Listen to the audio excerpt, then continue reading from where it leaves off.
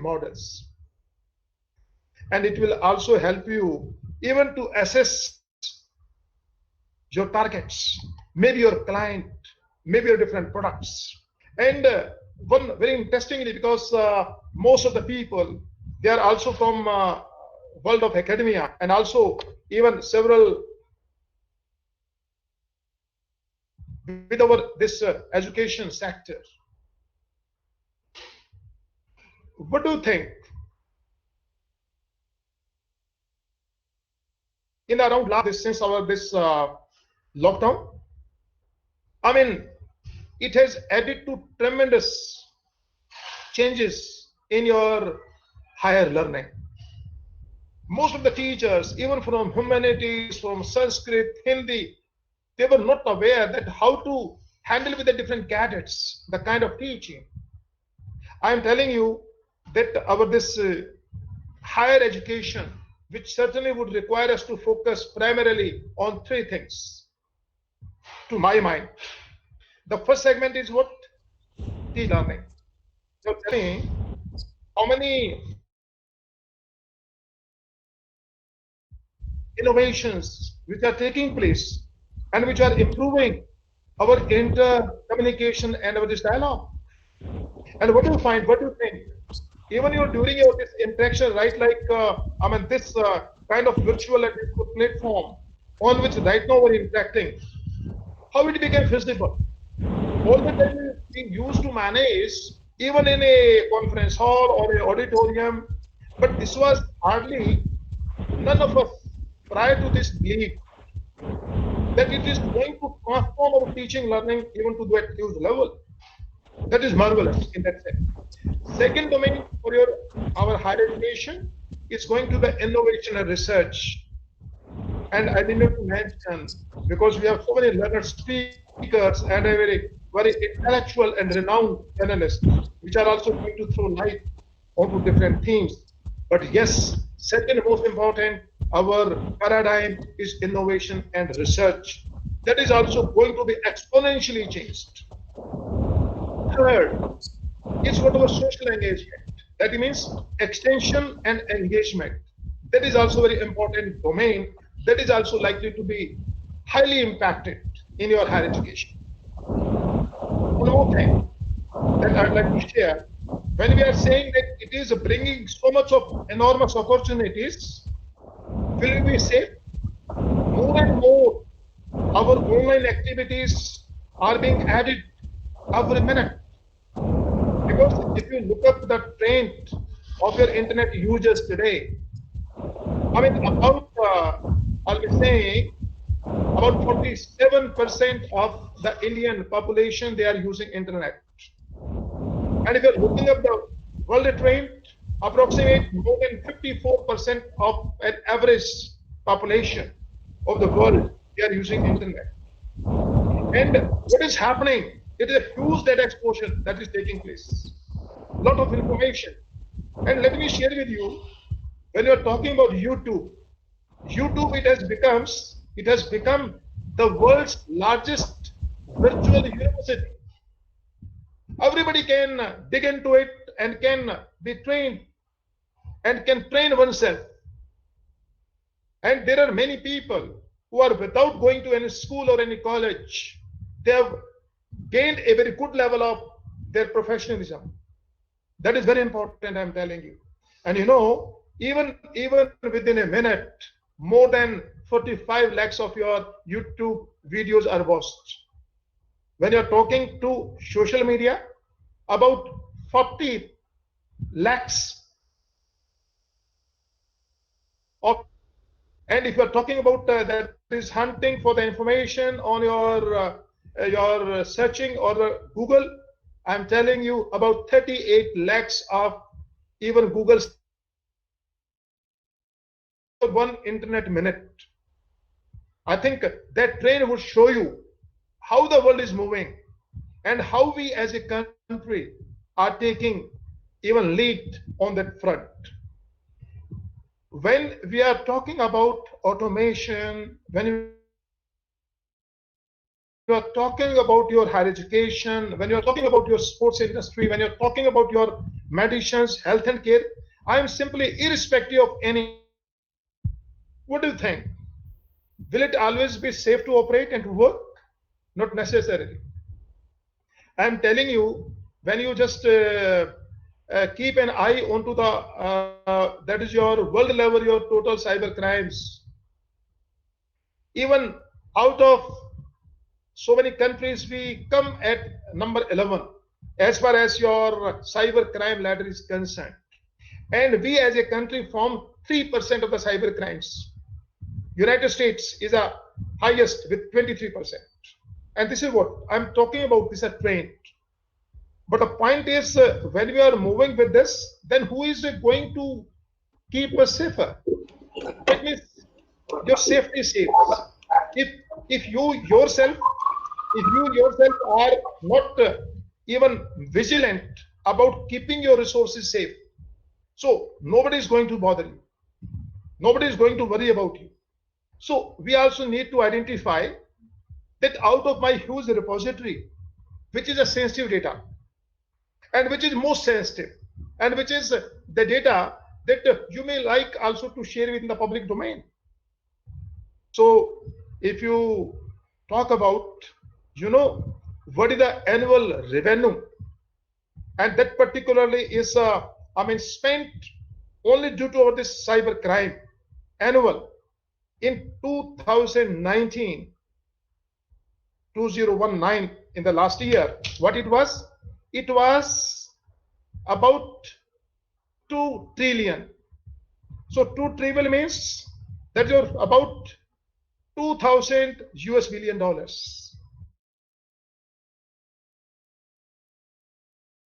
Who can help it in the cyber crimes? More particularly, that one of the trend that is coming at the top, the malware.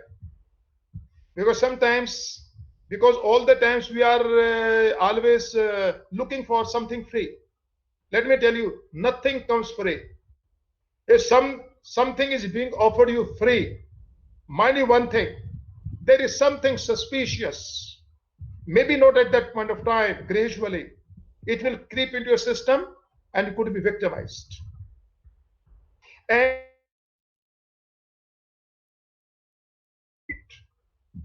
again, here I would also like to mention that even while our this fighting with your cyber crime, here also machine learning is also going to help. The deep learning is going to help. I'd like to indicate 3 major patterns which have come up. One is forced code execution. What has happened? What is forced code execution? Because wherever the malicious code, the malicious code will that's your. But here is the machine learning and deep learning can help you, because when it is dragging you to move or to run that this force code execution, then you should get a pattern that including that hidden malicious path that you should even identify. Similarly, second trend is program level indicators. It means there are several tools at the level of the database, at the level of the operating system. So also may also extract codes, structures dynamically. So it means you are well aware. I need not to teach you or to tell you, because I was really thrilled to find such a huge response to this conference. And I don't know our all organized friends are aware or not, because I was also one of as a participants registered for that, and I also silently entered into several deliberations in the different our ongoing sessions, and I was really amazed. Friends or delegates who just made their presentation in a very exhaustive and a very enthusiastic manner. And they also deliberated on certain themes relating to the theme of the conference. Third segment I would like to mention, that is your automatic sequence detection. And whenever you say sequence, again here also comes the pattern.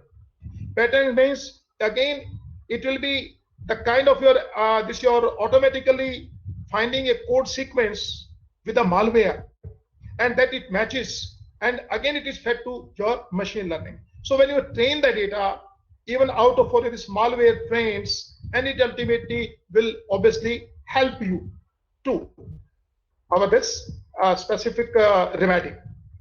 So obviously, what the crux regarding our this fighting with our cybercrime, again this is the only area, machine learning and deep learning, that it will be settling the maliciousness score, and all the particular features from all these three trains I just shared, they all are when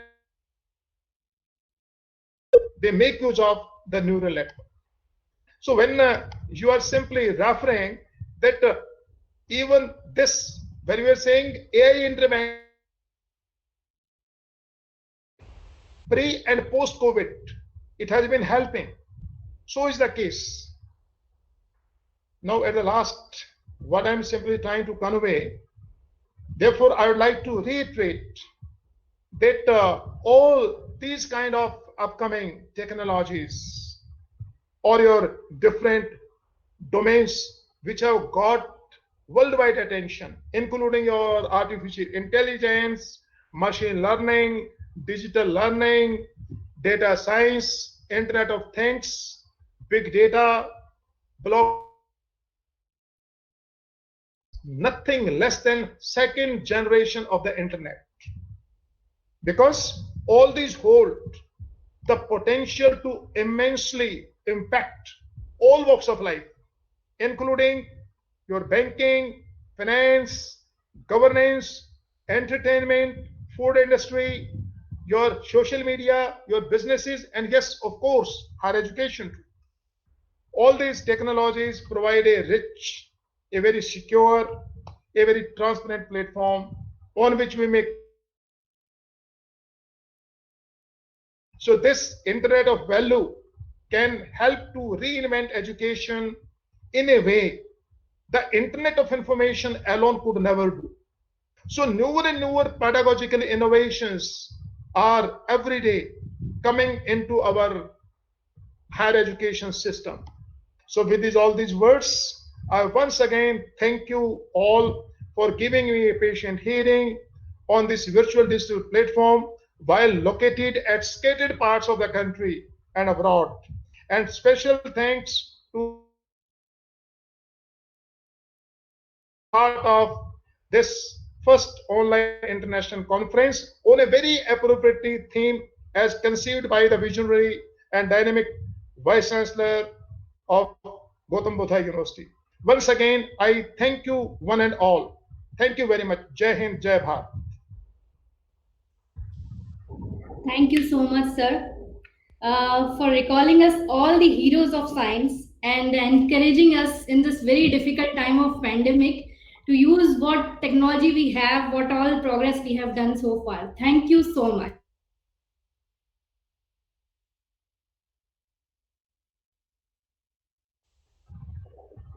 Let us forget the day's troubles and remember the day's blessings.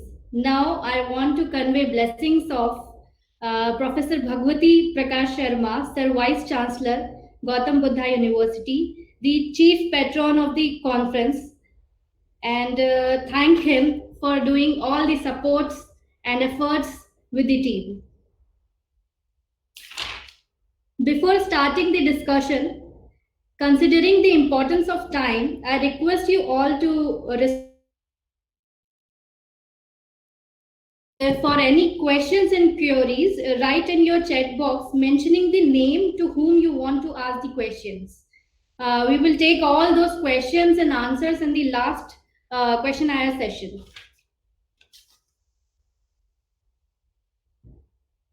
Now, I would like to invite Professor Anand Nair from Dutan University, Vietnam, to initiate the panel discussion. Welcome, sir. Sir, yes, sir. Welcome, sir. Yeah, thank you so much, ma'am.